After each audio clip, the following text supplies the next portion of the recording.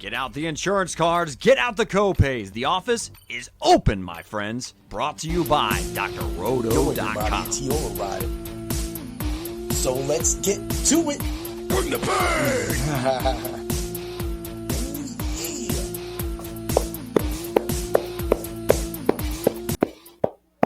We were just letting it ride out a little bit more. What's up, everybody? It's Heat Override, and I'm ready to bring the pain for you and Dr. Roto this week.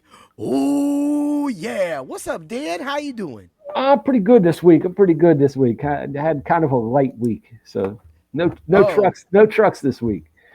Oh, well, so after work, what I had to do is go drop off a bunch of my car parts for my other car that's in the shop, because I'm one of those dudes that says I'm going to buy these parts because I get so many rewards. Then here's the funny thing.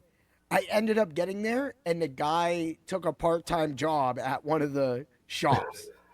So I'm like, he's like, I could have got you my discount. I was like, bro, why didn't you just text that? But I know that he's like, he's teaching during the day. So for me, I'm like, dude, I mean, come on, man. But I was like, if you'd have just let me know that, I definitely would have been like, all right, we good. So, but anyway, I gotta say welcome to everybody that's coming in. Everything's gonna get piled in. You know, I see 4 people watching so far. We'll do a little talking before we get to it. Tell your friends. Tell your friends about the greatness that this show has been able to do in such a small amount of time, going up against massively great shows, man. I mean, overall, how's the ride been coming up to this point for you, buddy? Oh man, I'm having a good time. I'm still not as on social media as much as I should be promoting, but I think that's fine, bro. I just don't got time, man. Well, the thing is we don't always have to answer like thousands of questions. That's what our articles are for. And you know, bringing up actually one of your articles last week, the Soup Can of the Week. You want to talk about that real quick? Sure, man. Yeah. I mean, I out of what, eight weeks that I've been writing it, I missed one. One out of 8. And you had it nailed. That one loss was not bad. Yeah. It was a decision thing. It was just it ended. Yeah. So that wasn't bad at all. And you know, like just this previous week, we went into a huge, massive 14 fight card, and your Soup Can definitely, you know, who was your Soup Can again? I got pulled up the wrong one. It's not. Josh. Yeah, it was Josh Emmett. Oh yeah, duh, because Josh Emmett was on the card, dude. Yeah, that was. I mean, you nailed that completely, and it wasn't even just that. The fact that he was. You know, we knew Josh Emmett was going to get smashed out. You had Zalal knockout submission plus 340 straight up. This wasn't a parlay. Yeah. This was straight up Zalal knockout and submission. You just didn't have any faith in Emmett? He's washed, man. He's washed up. The best of his career is behind him. And there's no such thing as a legacy fight if you've never won a title. So he's just fighting for a paycheck right now. Yep. And you know, if I was able to get paid like that, I definitely would fight for a paycheck too. Yeah. I wouldn't walk away. But at some point, when you've sustained so much damage or your chin goes, and it really is a thing. Like, a lot of people don't understand that at some point, some people, just because of genetics, if you literally breathe on their chin, they knock out. They're knocked out. That's I'm worried about Oliveira. That is the one worry about Oliveira, and we will talk a lot about that tonight when we get to the main event, because we're actually going to feature that as the fight of the night on the Fight Club. So that's going to be really fun to get to and do some. I have no songs. I'm warning everybody, no songs of this right now. But this card overall, straight rundown. You got Lacerda versus Oliveira, the sucky one. And then you got Palastri versus Kalawasits, whatever you say that. Walker versus Usman. Rocha versus Nicole. You got Mesquita versus Alaskiva, Petrino Peterson, Philo Carpenter, Alameda Aswell, Rosmos Soup Can, Awfully, Janda Denise, Mario Pinto, Vincent Luque, Joel Alvarez, Davison Figueiredo, Montel Jackson, Charles Oliveira, and Matus Gamrot. A lot of these fighters have won us money, and a lot of these fighters we have won money against. So Yes. for me, when I run that down, it's a solid fight card, right? Yeah, I mean, I'll probably won't watch it. I'm not gonna lie to you because I'm revolt kind of taking a stand against ESPN, but Okay. I don't watch anything ESPN anymore because of what they did with WWE. Okay. Okay. I'm done with it. You're done with it. That's why I go to Disney and watch ESPN. It's still the same tree though. Yeah, but my cable I can't get it unless I pay an extra $35 a month, and I'm not doing that. I already pay for ESPN Plus. Exactly. It's not worth it. So for me, it was so close for me. Of course, I made that switch over. But I gotta say, both of us last week 5-1 for the picks that were mentioned, of course, and then on top of that, I went 11-3 overall. Of course, you picking out, I mean, it was like almost everybody picked Patchy Mix, and Patchy Mix did okay. And he shit the bed again. He shit the bed. He should never have laid on him for that third round. What was he thinking? He's a what bum. was he thinking? He's a bum. I guess. We talk about levels all the time, and this is what we're seeing with that. We've talked about this. When you fight me in the ring, there are levels. If I see you're not as good as a point fighter as me, I am told to tend back, lay back, and just earn my points and get through the match, or just end the match as fast as possible.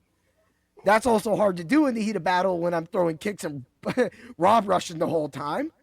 But that's supposed to be the right thing to do. It's kind of like the no mercy rule in baseball, where you don't crank a home run when they're just trying to get through a 19-2 game. You know what I'm saying?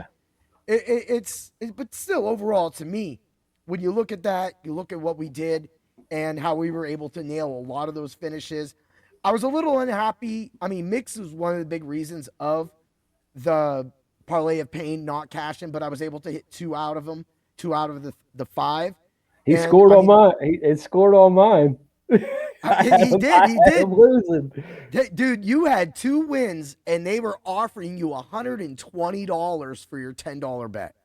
Yep. And you were just like, nope. And then you just let it ride out, and you're like, at this point, I'm trying to go for the 1,000, and you end up losing. But but this is where, like we were talking, round robin, you would have hit all the rest of that. Plus, because of that win that Jacob was able to produce, you had such a high money line, it would have made anything good. But you know what? That's not for us to play around, or you to play around with. But it's for us to call and make it. And you did happened.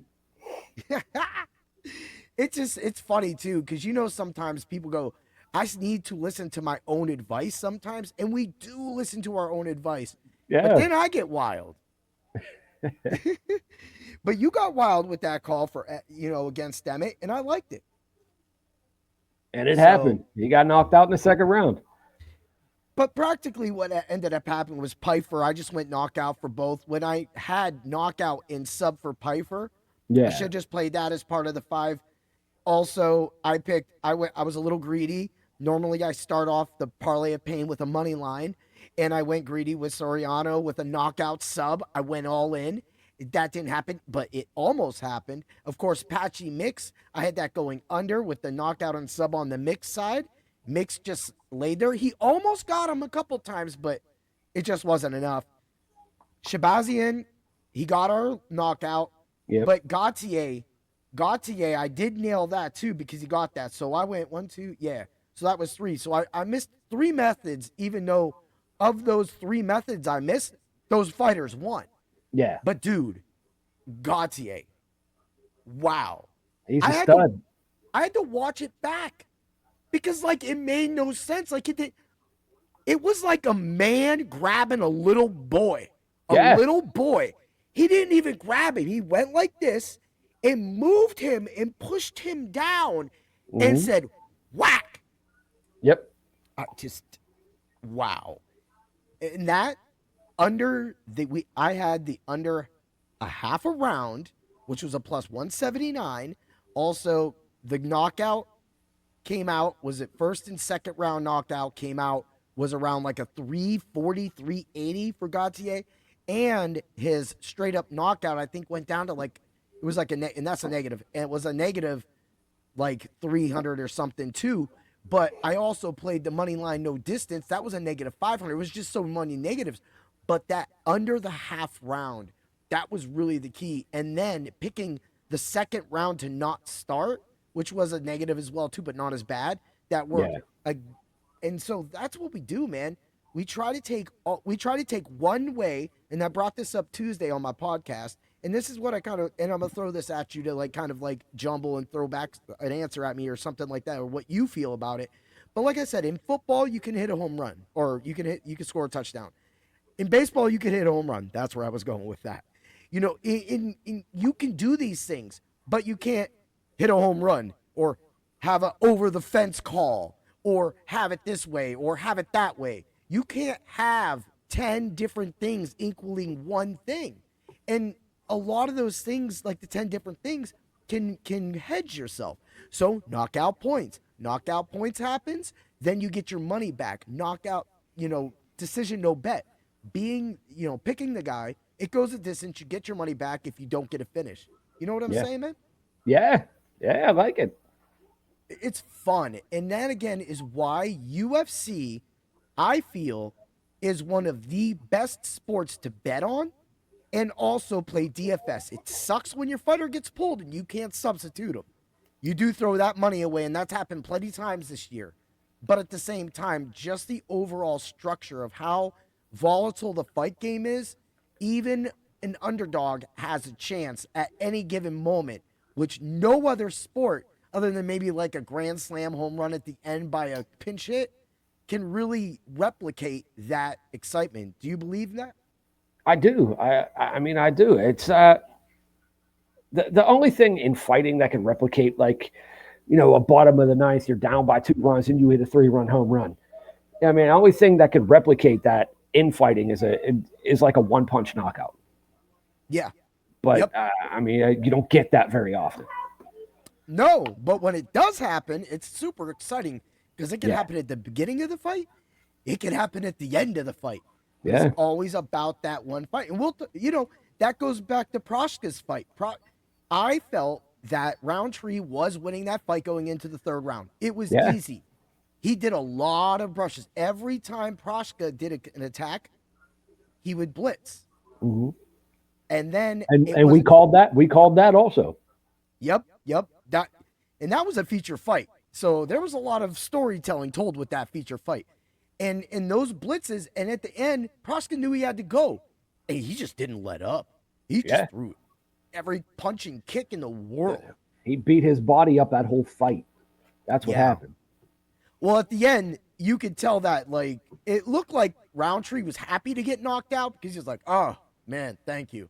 Now I can just lay down and take a rest.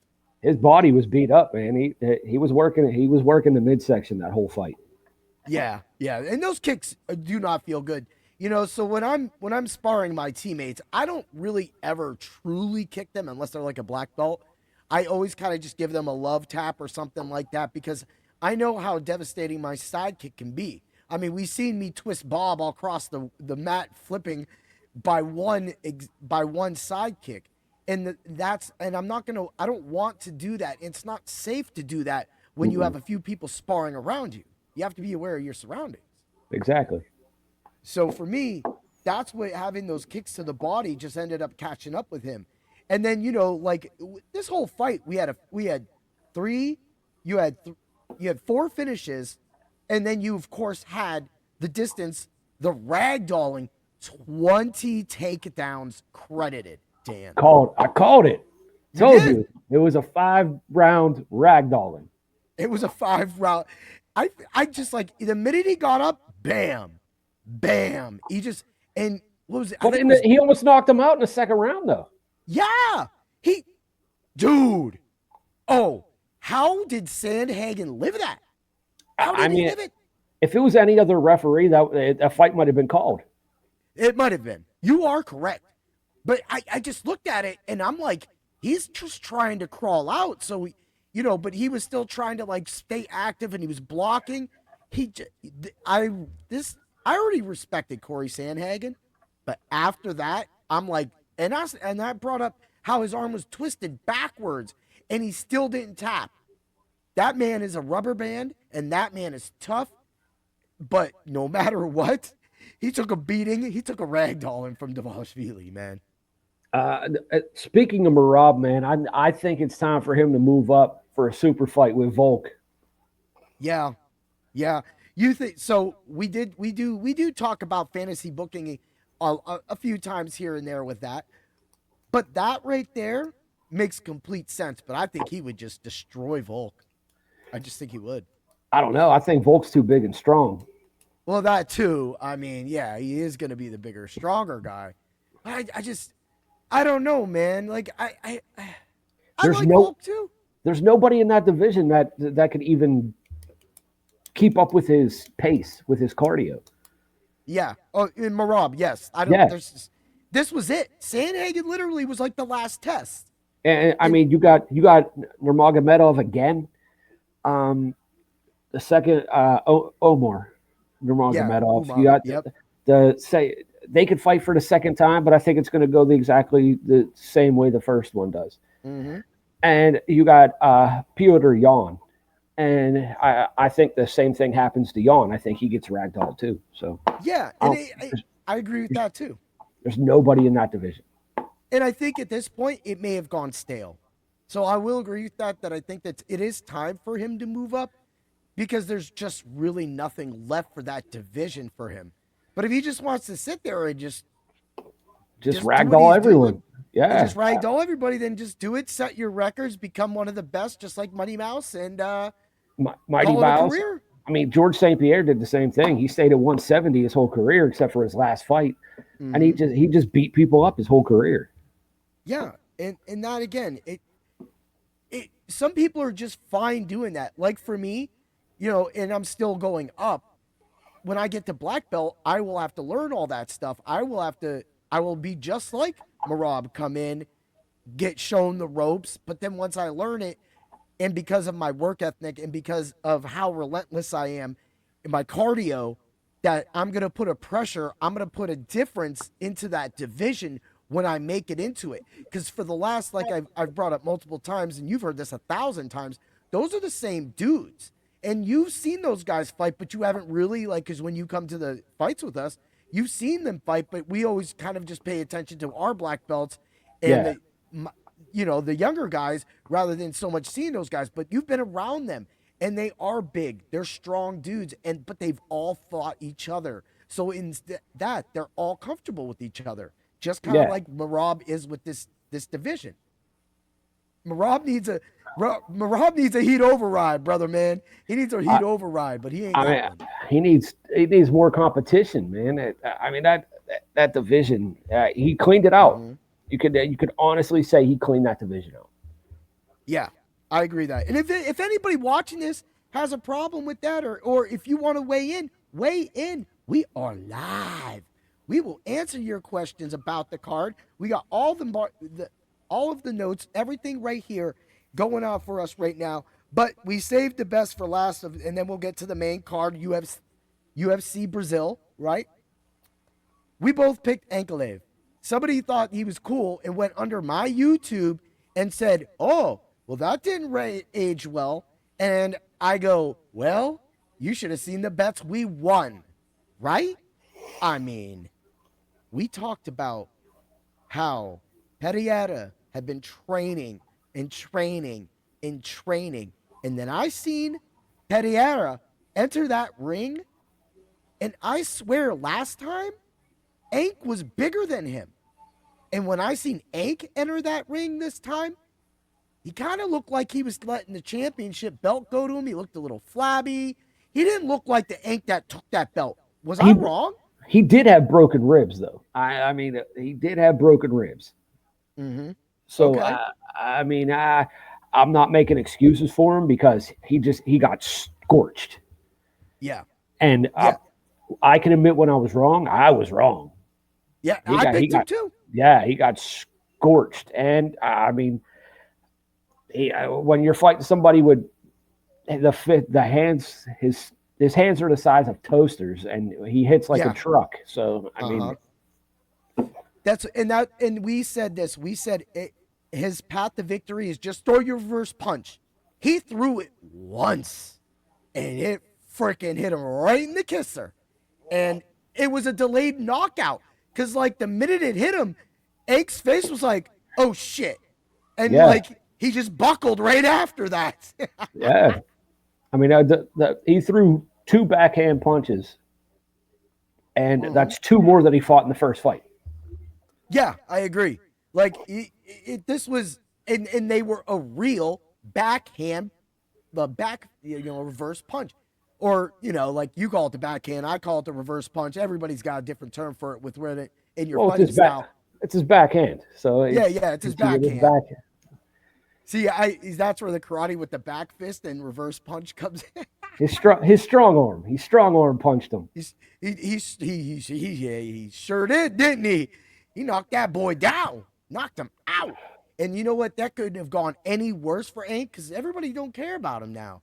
And now Pereira, dude, I just seen he was trying to talk at John Jones. Yeah, he wants to go up to heavyweight and fight John Jones at the White House. I mean, I don't know what Aspinall is going to say about that, but I think Aspinall don't give a crap at this point. I'm fine with it. Give me Pereira versus John Jones at the White House. Give me that. Right? $150 million for both.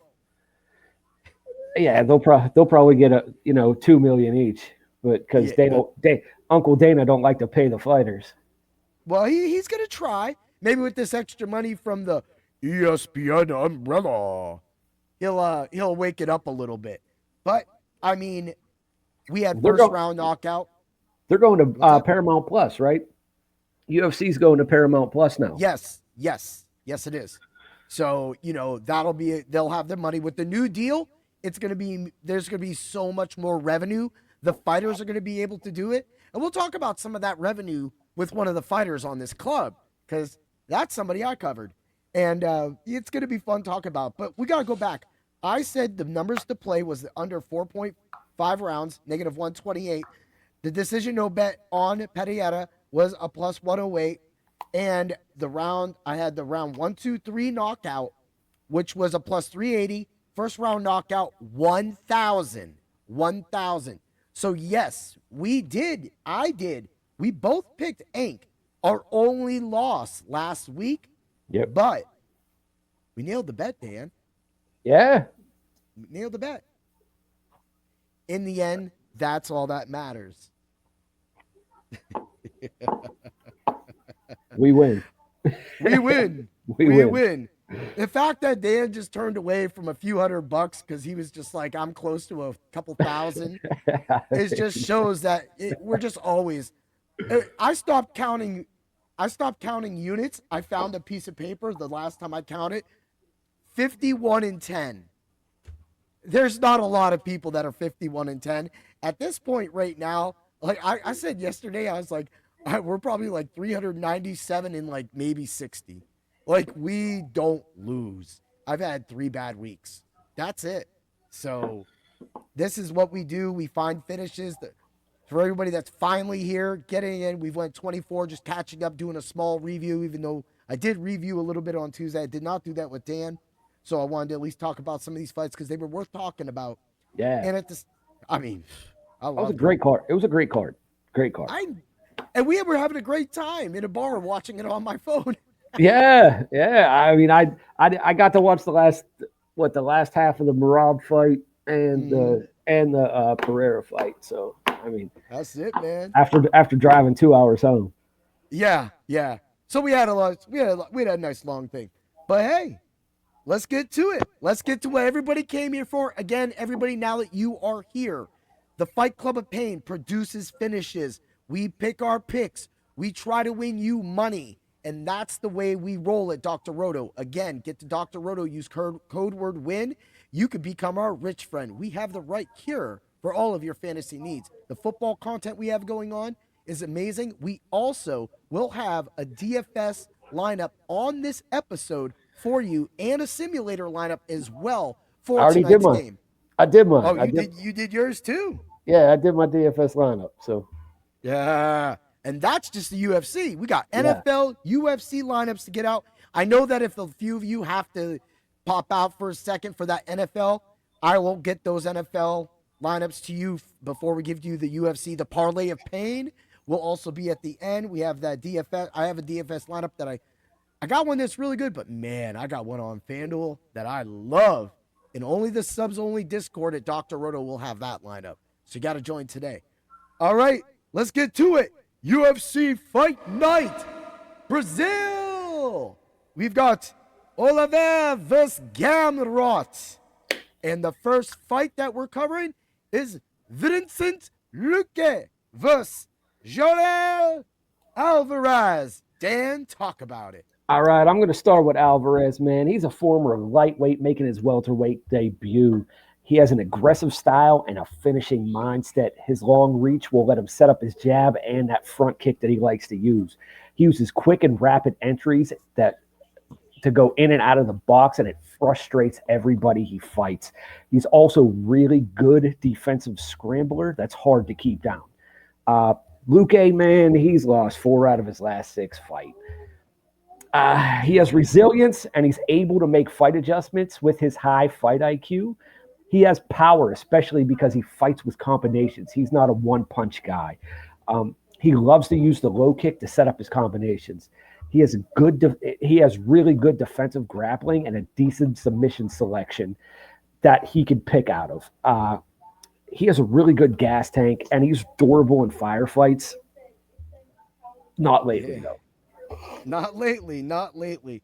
I agree with everything you said. I know that Alvarez is he's a favorite, but I love his speed. I love his striking speed. What he's like, and I do like Luque. I do. But I think that like his slow style, the way he kind of runs like those wide hooks, yeah, and the way that Alvarez is able to strike so fast down the line, this comes back to the Roundtree fight. I don't think Luque has enough speed to take that much damage. He can catch him, so we'll have those bets in a second. But at the same time, I think that that's the key for Alvarez. How do you feel about that?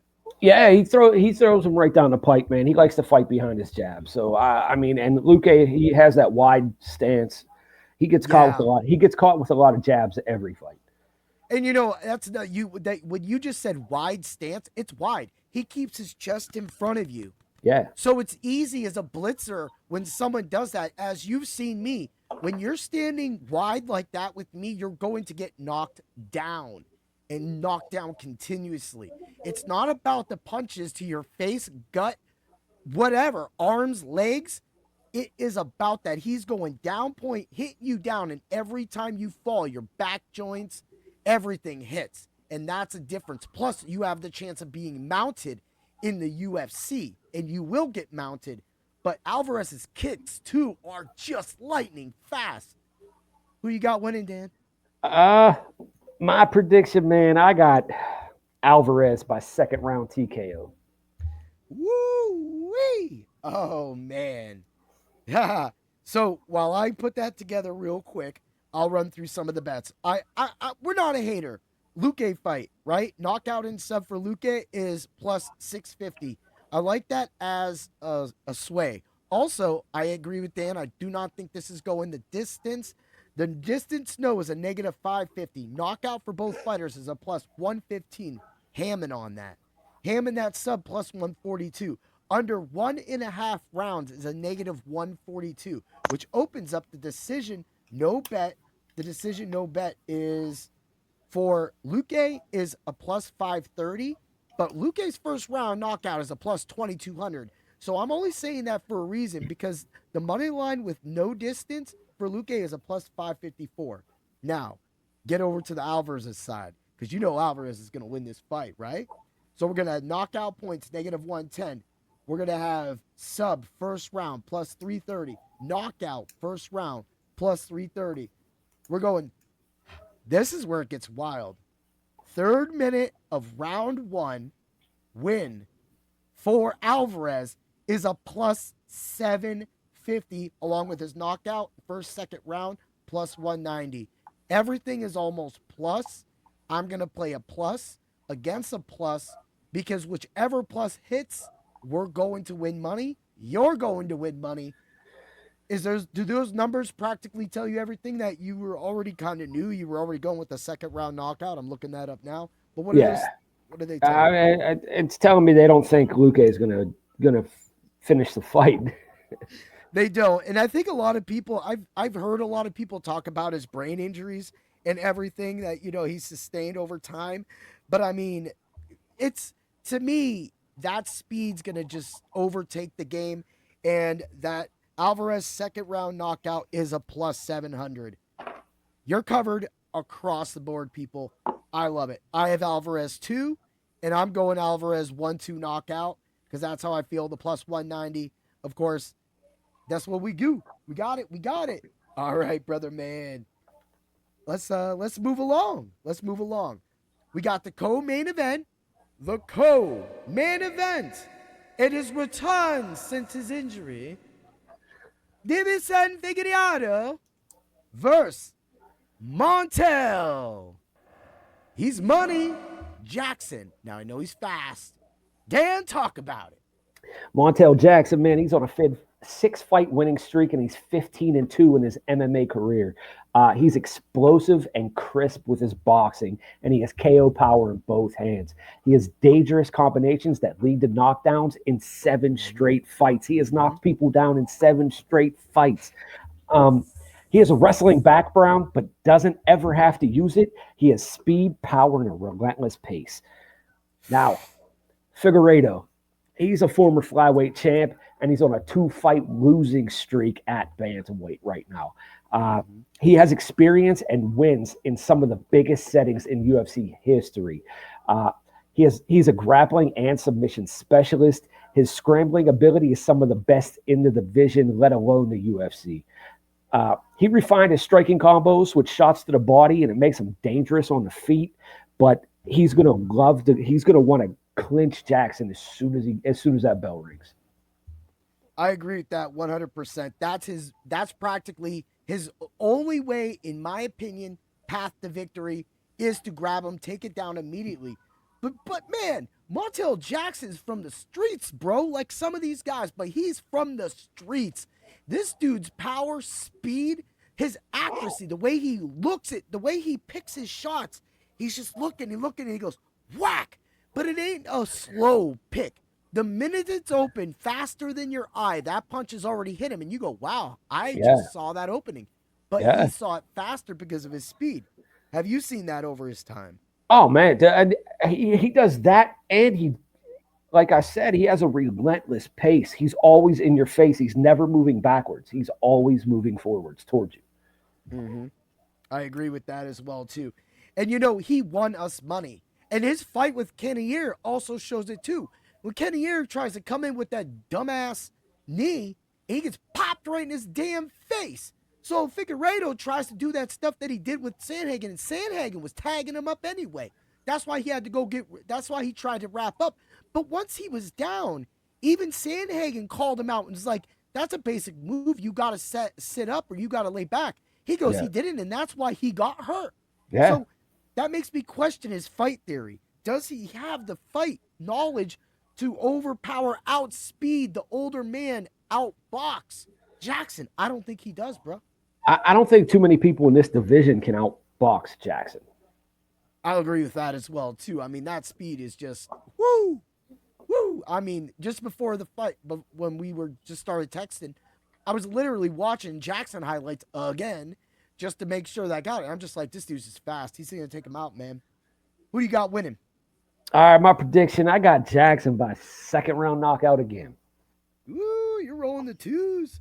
You I rolling the am. twos today. I'm rolling the deuces today. And you know what? That is a plus 1,000. So that right there gives us that nice little beautiful 1,000. Now let me roll right through quick. We'll get to the Figueiredo side real quick. Distance. I think if Figueiredo does win this, he holds him down for practically the whole fight, and he gets his money line decision. Yes, is a plus 379. Distance no bet is a plus 503 on Figueiredo. I'm like, whoa, that's kind of cool. So I'm gonna throw down a quarter of a unit on that. I like his sub. Figueiredo's second and third round subs. If he gets desperate and he goes for a sub, I don't think he's gonna get it. He's a submission specialist, man. Right? Plus 2,500, as well as his knockout sub plus 600, man. I'm willing to take my chances with all that. And I'll quarter unit all that, man. Everybody forgets that Figueiredo stood toe to toe with Brandon Moreno and knocked him out. And everybody forgets that. And that's a hard dude to knock out, and that's a hard dude to box with. Yeah. That's a hard dude. We've already won money with him multiple times. And that's Moreno. And Moreno is that good. So the fact that he was able to do that shows that he can and could knock out Jackson. So the middle of it is distance no is a negative 160. No is a plus 126. Yes is a negative 160. Knockout for both fighters plus 220. Sub is a plus 550. Now let's get over decision no bet on the Jackson side is a negative 300. That's a nice, I like that. I like that because I don't want no distance money on Jackson, even though I do got his distance no money line is a plus 183. His first and second round knockout is a plus 460. And his overall method of win, Jackson by knockout, is a plus 310. I'm willing to take all that because I feel that there's a good chance that he knocks out Figueiredo, and you believe the same. And that's what I got, and that's how I got the pick. Woo! Man, sometimes these littler fights, when we get to these cards and we do the two, it's like we get through the show, but I look at the time and I see 37 minutes, and I'm like, no, we're right on cue, bro. Yeah, we're keeping a good pace. We're keeping a good pace. Well, let's get everybody the NFL showdown slate. This is your DraftKings lineup for tonight. Hurts captain, AJ Brown, Mekatemi, Humphrey, Barkley, Wan'Dale Robinson. They threw in a 200. Now, mind you, this is the computer. This is the optimizer. That's what you get on the optimizer from drroto.com. So there you go. Now, let's give you my lineup.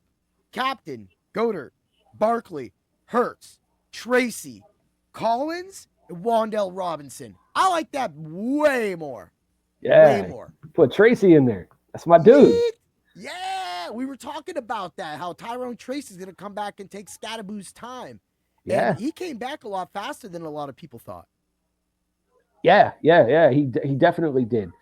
But I think Tracy gets a lot of hate for no reason. For zero reason. I agree with that, man. Talk about it, man. What do you think it is? It's just you people just don't respect the Darren Sproles kind of. It's Sproles, I know. Yeah. The kind of running back like the Danny Woodheads. Is that what he is? Who, Tracy? Tracy's like a little bowling ball, man. He'll run you over and run around you. Dude, you made me think of Zach Scott, or I can't even remember. Was it Zach Scott for the Rams back in the day? Oh, yeah. They call him a Goomba. Yeah, he's like a little bowling ball, man. Zach Tracy. I can't even remember, and I'm a Rams fan. That man's neck made me forget about him. And I had him. I drafted him too, and I was like, "What am I doing?" So there goes both my hand-created lineup and that lineup, man. But I think the Eagles roll tonight, brother. I don't know, man. I don't know. I don't. After getting punked by the Broncos, I mean, you could be right. Anything can happen. But I just feel it's just the whole Saquon. they have to throw the ball sometime, and they can't throw the Yes. ball. They can't throw the ball. They're terrible at throwing the ball. You know, this moniker about these running quarterbacks, we see this more and more every time. And it's always frustrations with them wanting to throw the ball because they have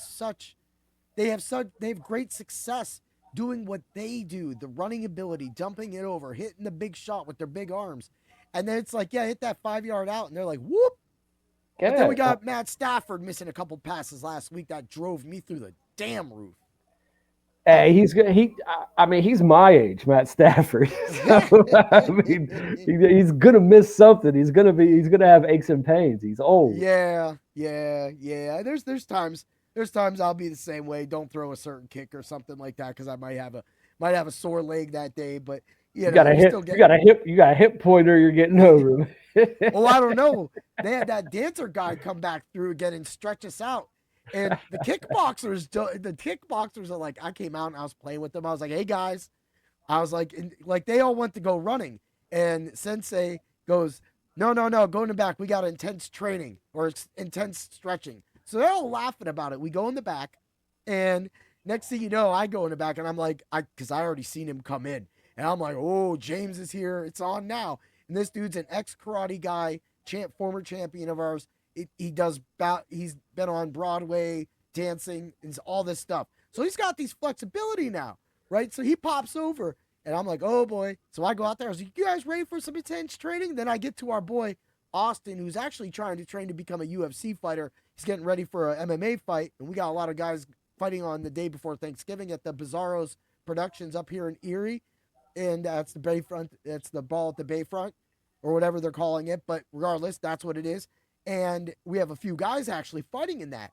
Well, I come over, I go, you ready for some intense training? And then somebody goes, wait, is that guy out there? And I'm like, oh, yeah, he's out there. So let me tell you why, because all the kickboxers are over there. They make some weird sounds. People make weird sounds when they ain't got no flexibility. These guys are like, I'm like, what's going on? This dude's like 15 years old. This guy's 25 years old. I'm 47. And I'm here.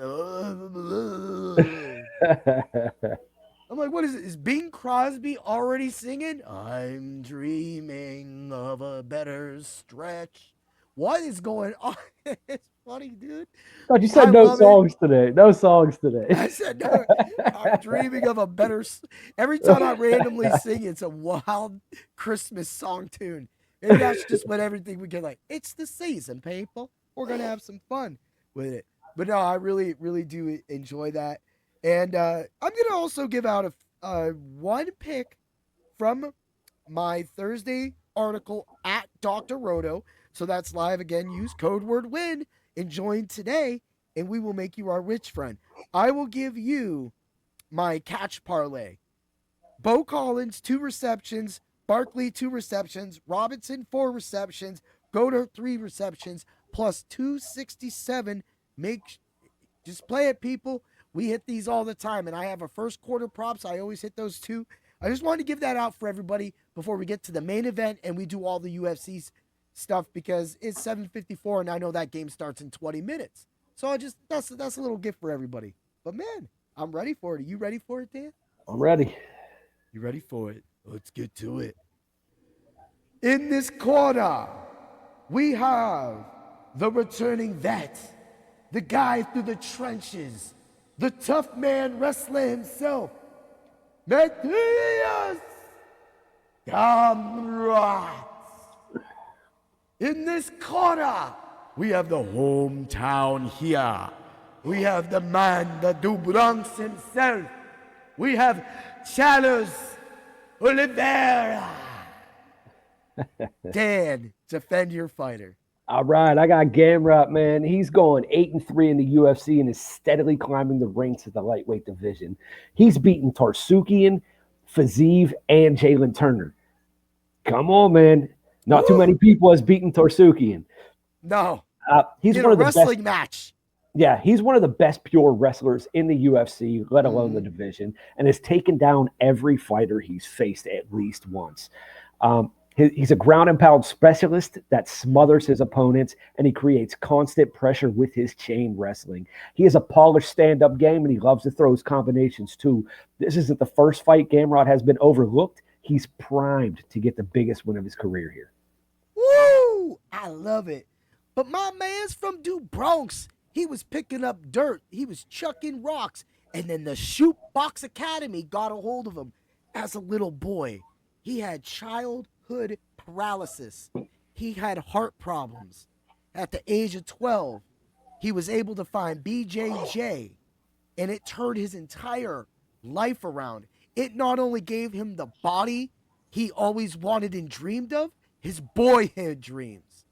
It gave him the fighting expertise to lead him to 10 knockouts, 21 subs, and 4 decisions. He has the most subs in the UFC at 16. He also holds 20 fight bonuses, which is the most in the UFC. He is a 4th degree black belt in BJJ, and he is also a black diod in Muay Thai. He has the striking to overcome.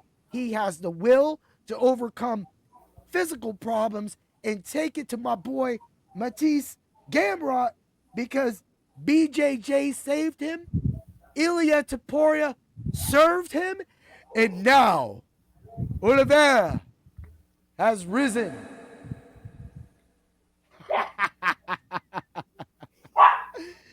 How do you feel about the fight overall, Dan? What is Oliveira's chin going to be like after getting brutally knocked out? You know, for me, and that wasn't even too long ago, Has his brain healed yet? I don't know. But do you think Gamrot has the power and the boxing ability to go head to head with him? Yeah, because I think Oliveira's lost a step in his stand-up game. At the last 3 people he faced kind of beat him up standing up. So you really do think that this could be instead of the last of the rise, he's not going to rise, he's going to stay dead? I'm worried about his chin. I'm worried about him getting knocked out 2 out of the last 3 fights. Yeah, and that goes back to the Luque thing too. You know, that is a real thing. When my daughter was knocked out, she and I had my concussion. We didn't feel right. Even when we would hit the bag, we would get like really weird. And there was times before her knockout, she rode the Ravine Flyer 2 at Waldemere. After her knockout, she didn't feel comfortable riding it. So she didn't. So knockouts do change people. It's not that she's not scared. She's already back to fighting. She's fighting next Saturday. I'm fighting next Saturday here in Erie, PA, Girard, PA, that is. This ends the MA tour that's been thrown on by my sensei, Brian Arrington, and, of course, the Canes, Nick Kane, and his dad, his mom, all of the other senseis. They're putting on this is the last fight. And for us, we went through a whole season. We did other tournaments as well. We have points all over the tri-state area. And the fact is, she went back out there and she dominated. But not everybody can do that, and she is young. He has so many, and I'm talking about Oliveira, he has so many fights under him, not even including the amateur fights, the sparring. I mean, I've watched my teammate knock out another teammate in sparring, broken noses. I mean, I don't know. You could be right, Dan. Could be right. Could be, but I didn't give my prediction yet. So, who do you got winning? All right, my prediction, man. I think Gamrot's going to test his luck. I think he's going to try to take him down one too many times, and I think Oliveira, I think his BJJ is too strong. I got him by a 4th round submission. 4th round submission. Ooh, man. That's insane. 4th round knockout, too, is 3,000. But 4th round submission, 2,700. And I mean, whoo. Let me see what I got here. So, of course, I got the 1, 2, 3 for Oliveira. That's a 420. You could go ahead and smoke that bet. And then you got the knockout 1, 2, 3 is a plus 550. Decision, money line, distance, no. Money line is a negative 235. Decision no bet, -150. I love that. For Oliveira, I love it. I don't want no distance money, people. I want that right there for me. All of me and you and everybody. Dan, everybody. I want that because I want that finish. This distance no is a -235, knockout plus 200, sub plus 145 because again, we do have 2 submission specialists. His knockout in sub is a plus 135. On the Gamrot side, well, we'll get to that. Under 2.5 rounds. They're not giving us the under 4.5. Under 2.5 rounds for this fight is a plus 104. I don't know if I like that too much because I think if it gets too groundy, that's automatically going to go past that under. You feel the same way? Oh yeah, I think Gamrot's gonna take him down, and I think Oliveira's gonna get up and try to stand up, but eventually he's gonna get tired of getting taken down, and he's gonna start with his submissions. I agree with that as well too. So I got sub, 3rd, 4th, and 5th round for Gamrot. So we're running end of the line here, people, with these finishes. Plus 1,200. His knockout 2, 3, 4, because I wanted to get off on that because this is what you were talking about. If for some reason he does catch him in the 2, 3, 4, plus 1,000. Knockout and sub for Gammy is plus 200. Decision no bet is a plus 118. I like that as well too. You can find your money in there, and it's safer than playing that under 2.5 rounds. Decision distance no, money line plus 264, and knockout and sub is plus 700. When I got that for the Gamrot side of things, man. I mean, I had to throw those bets in because they were so juicy. But dude, this fight's gonna be killer. It looks like we're pretty much on the same side of all these fights, but this is one of those cards you're kind of just that way, right? Yeah, I agree. There's not too many times that we pick the same people all the time, but No. I mean, the last 2 weeks we've picked the exact same people. Yeah, other than, well, yeah, Ank led to our loss, but I mean, of course, overall, you decided to take Jacob, right? And of course, I threw in Gautier. You know what? You know why I picked him? It's only because I have a stern hatred for Patchy Mix. You just hate his name. I don't like his face. I don't like anything about him. I think he should just make a cooking show, cooking with Patchy Mix, and just cook weird ways to cook Jello. Well, he's probably going to be cooking at McDonald's soon because he's going to get cut.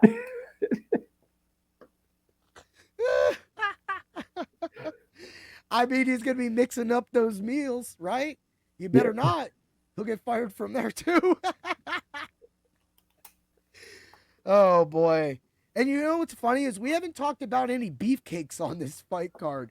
No. No. So let's, because there's really no, like, and there are some heavyweights. We got Walter Walker against Muhammad Usman. Everybody in the world. Walter Walker's a big boy, so I mean, yeah, he is.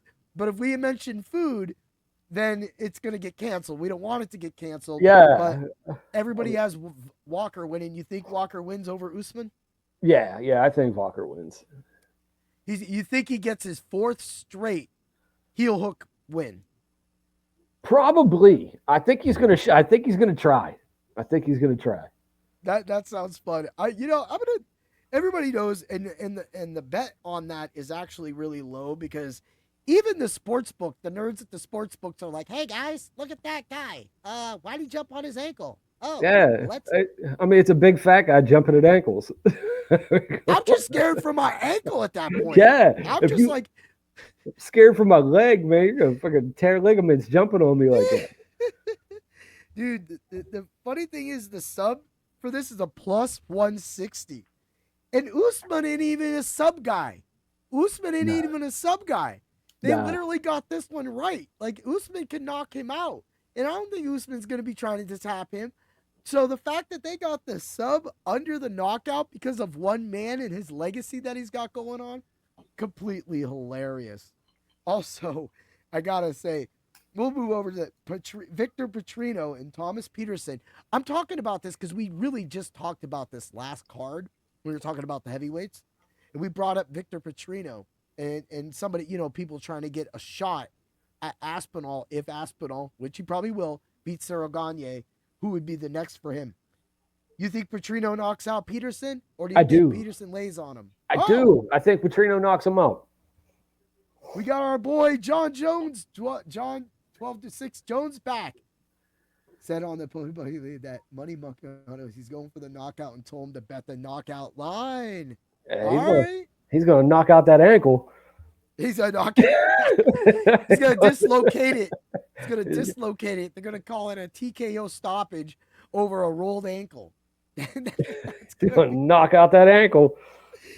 So, in the knockout for Walter Walker in the second round is a plus 650. I'm definitely taking that bet. I already have it. Walker does have hands, man. I don't know why he doesn't. I don't know why he doesn't stand and bang more, man. He's always diving for people's ankles. It's plus 490 for a regular knockout, but for me, I'm just gonna take the. I love you, FanDuel. I just caught you with your pants down. Ha ha. This knockout is plus 490. His second and second round is a plus 650. Why play that one? Just play first and second round. This ain't going that far, because even FanDuel knows that right now points is a plus 135. Under 2.5 rounds is a negative 1.4. In the distance, of course, like we already talked about. Well, we didn't talk about that fight. The distance is a negative 182. This fight's going under, and that's what we love about it. That's why we love the UFC, being able to just play this many bets on one line and just being able to sock it to them. Yeah. All right. Let's get to the DFS part of this podcast. So, Dan, you want to give out your DFS lineup first? Yeah. I got Oliveira. I got Figueiredo, Alvarez, Pinto, Alskiva, and Petrino. Woo, dude! You got some dogs. You got some dogs on that lineup. Some dogs, right? All right. Here's mine: Carpenter, Denise, Rosa, Jackson, Aswell, Oliveira. I love that lineup. Love it. I think every one of those guys wins. Carpenter might be the one that might be a little back and forth. Yes, Jonathan Denise. That's another guy we were talking about on that podcast when we were talking about, the heavyweights. And that's another guy, the Russia Ronda, big dog. Yeah, I love it, man. John, where were you the whole time, man? You should have popped in. Did you get the notification late, or did you get out of work late? Something happened, man. We needed this kind of shenanigans happening the whole match. We love you, man. Russian Ronda. Russian Ronda. Oh boy. Hey, I'm down for if it wins us all money. But I love that DFS lineup. It's definitely worth it. It should get you the cash game, and I think that it has a chance to be able to take down a slate as well too, since we should be able to get a finish with the Jackson fight, Oliveira fight, the Rocha fight, and the Denise fight. Aswell and Carpenter probably will go the distance, but I really do like those things. For everybody that doesn't see the chat or is in another chat, there goes our guy John's 12-6 Jones, just having a great time coming in, joining in, and everything like that. All right. Is there anything else crazy about this card that sticks out before I get to the parlay of pain? No, man. I'm sad to see Luque lose again. What? A lot of people do like him. A lot of people. I'm a fan of Vicente Luque, man, but I don't think he's going to win that fight. Yeah, this is one of those distance that maybe a few fights after this, if he gets knocked out now, if this is a brutal knockout, then he needs to take a year off, reassess, maybe come back for a fight or two, and then think about stepping away, because your mind is more important than earning a few bucks. Just go be a trainer. Figure it out, man. I'm not telling you to retire, bro, but I'm telling you, hey, you might want to think about a few options if you get clocked again. So let's get to it. Like I said, we're going to get to the parlay of pain, and we're going to make sure it's not so painful this week. We're going to switch it up a little bit and go with some little wild stuff to make a smaller number overall, but to hopefully turn this into the round robin, because that's what you need to do with this. Round robin this so that we're winning multiple angles, multiple bets at multiple times. We're going Lacerda, money line, negative 265, puts the parlay at level 1 at 265. Walker, distance, no. Negative 182, we're going to take that. Little safe, but we're going to take that because I think both fighters have a chance at that. I want the under. I want the win for all of you so that you get paid. That brings the parlay of pain to a plus 113. It's not tasty enough. Let's throw in Rocha. Distance, no. Negative 196 brings it up to a plus 222. Now we're going Petrino. Knockout for both fighters. I don't even have that written for some reason because every once in a while I get all wild in my own head. But at the time, every once in a while, it's a negative 105 now. But when I got this it was a plus 115, brings it up to a plus 529. So you'll probably be at like a 505 with that negative 105 currently. That's 4 lines of the 5 on the list. Carpenter, distance, no. I said it was going to go, but the distance, no, is a plus 112. Which took that 529 to make it a plus 1,234, a plus 1,234 odds. I love it. I love that. I went a little more no distance on this one with a couple of money lines and that instead of going heavy line knockout. And the difference is a plus 1,234 to a plus 3,600. So you do lose a little bit, but you're going to be able to hit more of these bets, making the round robin a little more juicy for you. How do you feel about all that? I like it, man. I like it. I think you got some winners. Got some winners, man. All right. Is there anything you got for tonight? You ready to get up on out of here and go watch some football or go take a nap? I mean, the last thing I got to say is always bet that Patchy Mix is going to lose.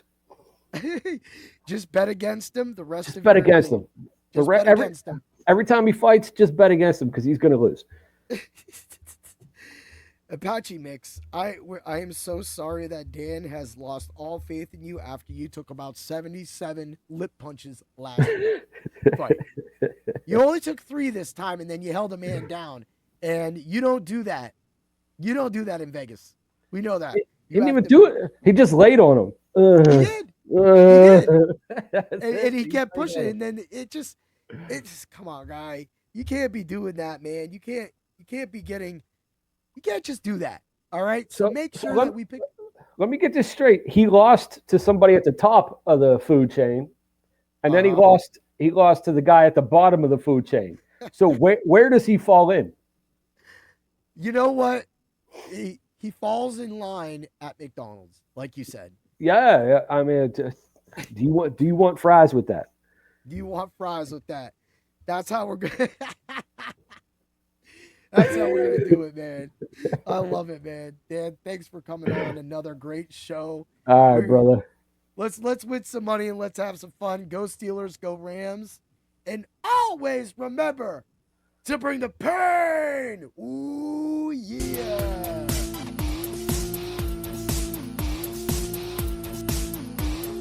Thanks for stopping by the office. Get your fantasy prescription by subscribing to the channel and checking out drroto.com. Until the next visit, be well and take care.